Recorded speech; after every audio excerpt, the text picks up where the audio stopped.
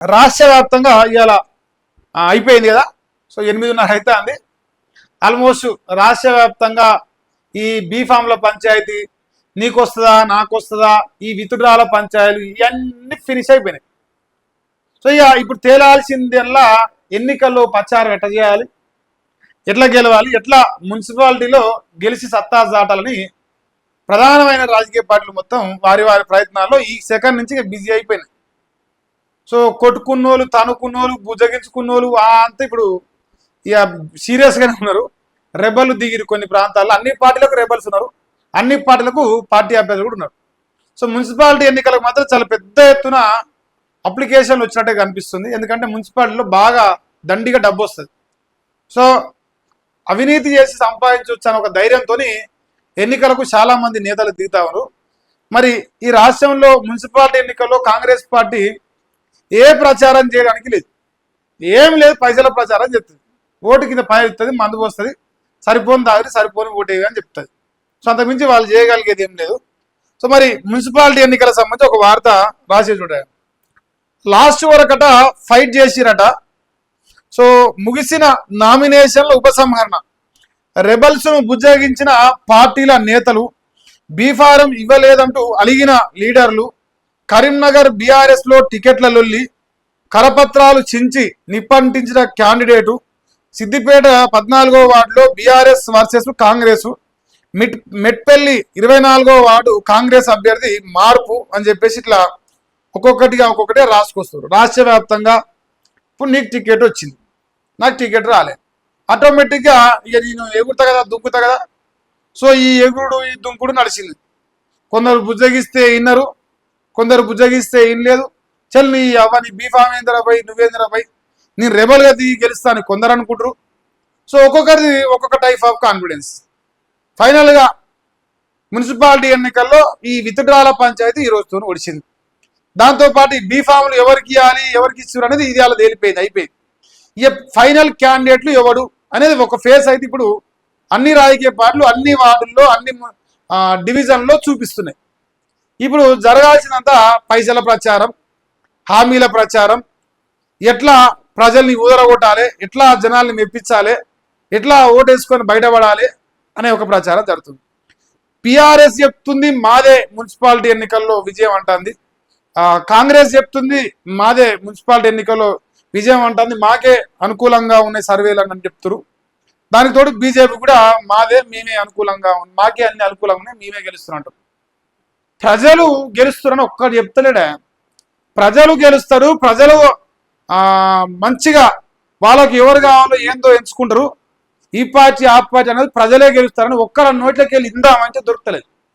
ఎందుకంటే ప్రజలు ఓడిపోతుర్రు, పార్టీలు గెలుస్తున్నాయి.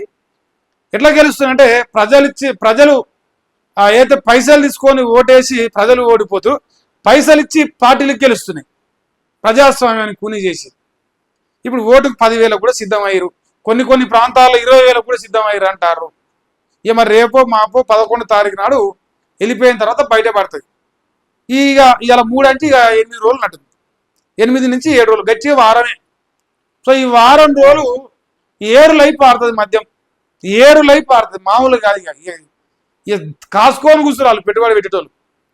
అయితే గలపెట్టి నిండా పసిలే ఉన్నాయి, మీకు ఏదంటే అది ఇస్తాం, కానీ అభివృద్ధి మాత్రం సున్నా. ఈ రకమైన కార్యాచరణ అన్ని రాజకీయ పార్టీలు చేస్తున్నాయి. ఇక పాపకి కార్యకర్తలు ఇప్పుడు టికెట్లు ఇయ్యని వాళ్ళందరూ ఎవరైతే ఇప్పుడు ఇయ్యలేదంటే రోడ్ల మీకు వచ్చారో వాళ్ళందరూ నికార్సైన కార్యకర్తలు. వాళ్ళు ఏ రాజకీయ పార్టీకి కనపడరు, బీజేపీకి కనపడరు, బీఆర్ఎస్కి కనపడరు, కాంగ్రెస్కి కనపడరు. ఎందుకంటే వాళ్ళకు కావాల్సింది పైసలున్న నాయకులు కావాలి అంటారుగా.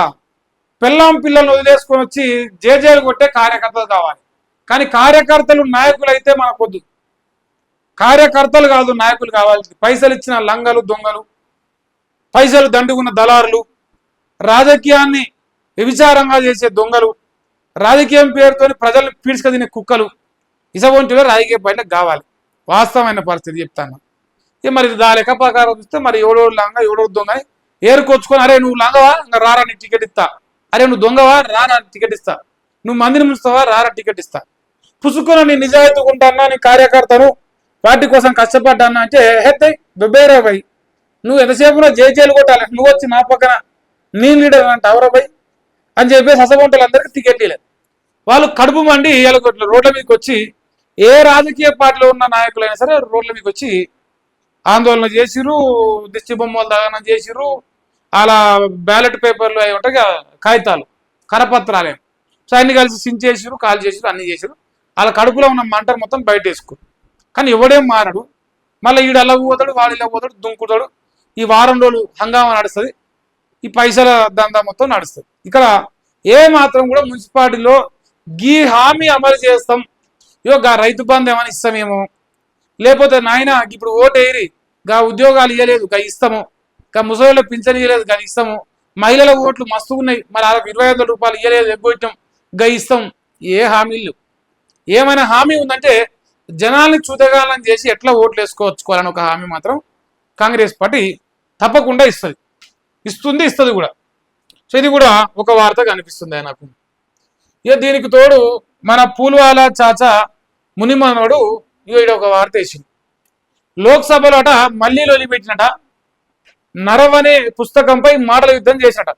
ఆ పుస్తకం అంటే సర్కారుకు భయం అన్న రాహుల్. ఇక తెలంగాణలో కూడా మరి 6 గ్యారెంటీల కాగితాలు చూస్తా అంటే ఉచ్చవార్తాను ఒక్కొక్కని కాంగ్రెస్ వానికి. రాహుల్ గాంధీ తెలంగాణలో 6 గ్యారెంటీల పుస్తకం పట్టుకునే ధైర్యం లేదు, తెలంగాణకు వచ్చే పరిస్థితి లేదు. తెలంగాణలో రెడ్ బుక్ రాజ్యాంగాన్ని రోజు పట్టుకొని తిరిగే రాహుల్ గాంధీ తెలంగాణలో రాజ్యాంగాన్ని పట్టుకొని తిరిగే ధైర్యం లేదు. మాలాంటి జర్నలిస్టుల పైన, ప్రతిపక్ష నాయకుల పైన ఏ రకంగా రాజ్యాంగానికి అతీతంగా రాజ్యాంగాన్ని కూలి చేస్తూ చిత్రహింసలు కూలి చేస్తూ ప్రజలు చూస్తున్నారు.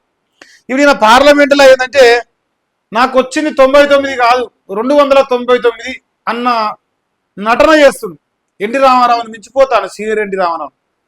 ఇంకేమైనా పెద్ద పెద్ద నాయకులు అంటే చెప్పురా యాక్టర్లు, రజనీకాంత్, కమల్ హాసన్ మించిపోతాను. ఇప్పుడు 2 రోజులకి వెళ్ళి నడిపిస్తాను పార్లమెంట్లో. 2 రోజులకి వెళ్ళి నడిపించినా కూడా ఇప్పుడు సర్వేలు చేసినా మన సారు అపజయాల్లో సెంచరీకి తయారున్నట. ఓటమిలో సెంచరీ కొడడానికి తయారున్నట. మరి ఆయన ప్రయత్నం చేస్తాడంట పార్లమెంట్లో.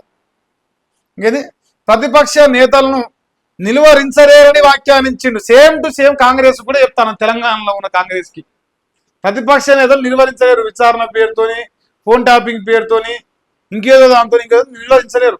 ఆయన గదే చెప్తున్నాం మనకు కూడా.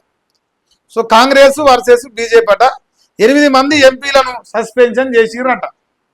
తెలంగాణలో అయినాడా నాకైతే డౌటే. అంత తెలికాలం మొత్తవారు ఎవరు లేరు కానీ. సో ఇది ఈ ఆయన ఒకటి నడిపించినట. ఇక తర్వాత సీఎం పర్యటనట మిస్టరీ కాదటనే, సోషల్ మీడియాలో తప్పుడు ప్రచారం చేస్తురట. కేంద్రం నుంచి పర్మిషన్ తీసుకొని అన్నగారు అమెరికా పోయిర్రట. సో ఇప్పుడు అక్కడ అధికారిక రవాణా సదుపాయం ఏర్పాటు చేసినట. ఎక్స్ వేదికగా తెలంగాణ ఫ్యాక్ట్ చెక్ చెప్తున్నాడ. ఈ Telangana fact check Revanth fact check అని పెట్టరు. ఫ్యాక్ట్ చెక్ అంటారు కదా, ఇది ఫ్యాక్ట్ చెక్ కాదు, ఫాల్స్ చెక్ లెక్కుంది ఇది చేసేది అన్నట. అమెరికాలో చదువు బ్రహ్మాండంగా చదువుకొని వచ్చి కడలు కట్టినని దానిపైన విమర్శలు వస్తుంటే దాని గురించి ఫ్యాక్ట్ చెక్ తోని పోస్టులు పెట్టిస్తారంట ట్విట్టర్లో. ఎన్ని పెట్టినా జనాలు ఏం నమ్మరు. ఆడికి పోయి వచ్చినాం, కాగితం పట్టుకొని వచ్చినాం, కంపు ఏమైనా మారిందా? కంపు ఇంకా పెరిగింది. కంపు తగ్గితే ఏమన్నా మంచి ఉపయోగం ఉంటుండే. చదువు చెప్పిన గురువుల పరువు తిత్తుటి అమెరికాలో పాపం.